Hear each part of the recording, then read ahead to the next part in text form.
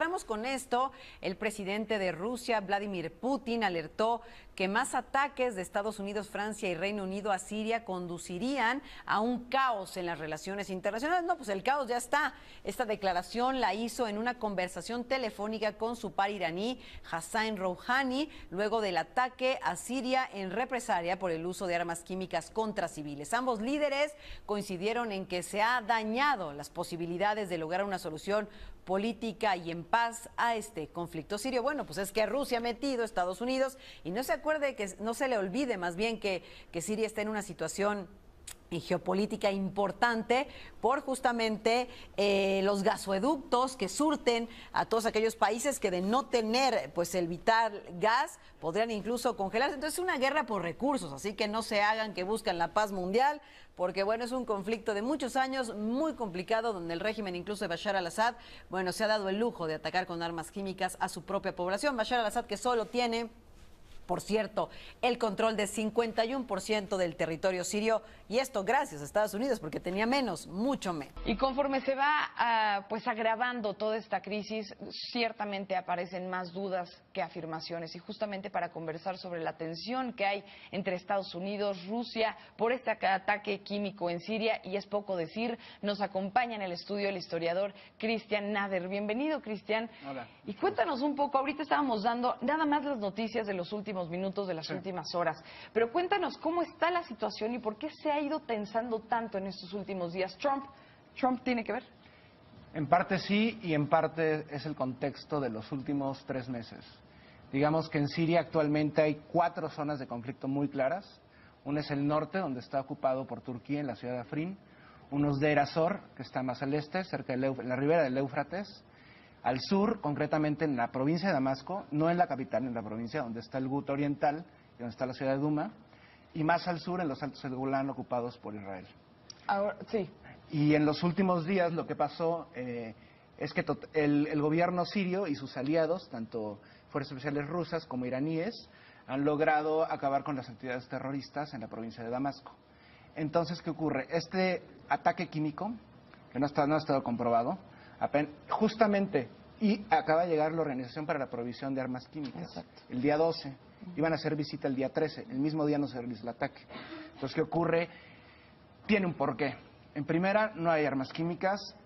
Por más difícil que parezca, el ataque químico no ocurrió.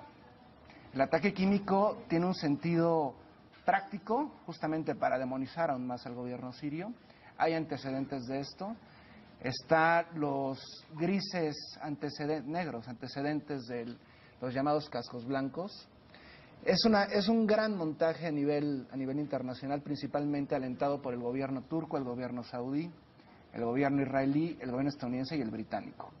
Esto se hace a través, en primer lugar, los cascos blancos, entre comillas, que son parte del Frente al-Nusra, mandan ciertas imágenes, lo que realizan, cierta manipulación de las escenas y de los testigos, mandan todo este material al llamado Observatorio Sirio de Derechos Humanos, Sí. que es un personaje que vive en la ciudad de Coventry, en Inglaterra. O sea, es el observatorio, un señor, y él difunde estas notas a los medios, principalmente anglo-británicos, principalmente Sky News y BBC, y de ahí se hace un polvorín que nadie puede tener. Entonces es muy difícil comprobar qué ocurrió, qué no, porque in situ no hay nadie, solo hay pocas personas.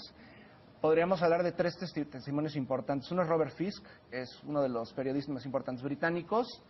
Él visitó la zona de Duma, no pasó absolutamente nada.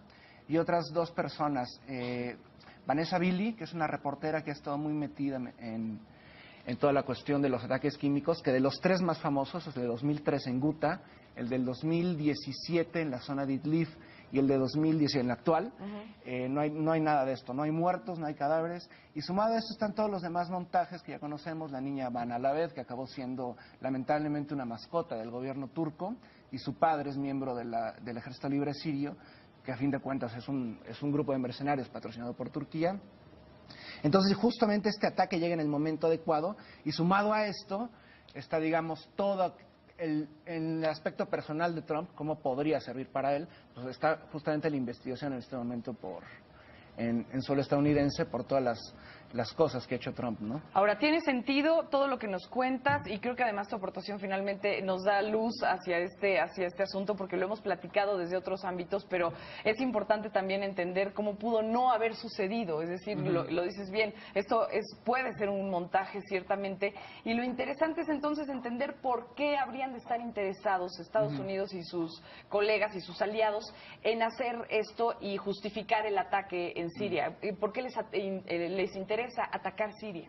Para corto plazo, atacan Siria en este momento para desalojar al personal británico, estadounidense y saudí que está en la zona de Guta. Sí. Están en los túneles, no me refiero, no son túneles como por la frontera mexicana, por ejemplo, con Estados Unidos. No, son túneles gigantescos, muy bien armados, prácticamente son búnkers.